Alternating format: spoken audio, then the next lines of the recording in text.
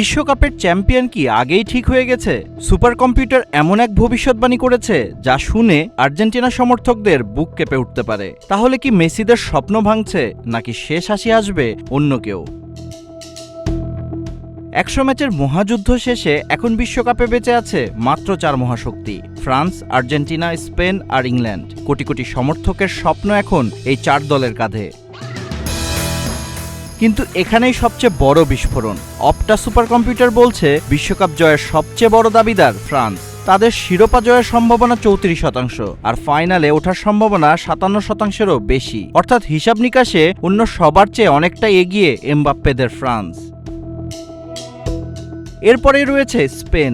তরুণদের দাপটে দুর্দান্ত ছন্দে থাকা স্প্যানিশদের শিরোপা জয়ের সম্ভাবনা 23.04%। আর এবার আসি সবচেয়ে বড় চমকে। বর্তমান বিশ্ব চ্যাম্পিয়ন আর্জেন্টিনার টানা দ্বিতীয়বার ট্রফি জয়ের সম্ভাবনা দেখানো হয়েছে মাত্র 20.06%। অর্থাৎ সুপার কম্পিউটারের চোখে এবার মেসিদের পথ সবচেয়ে কঠিনদের একটি।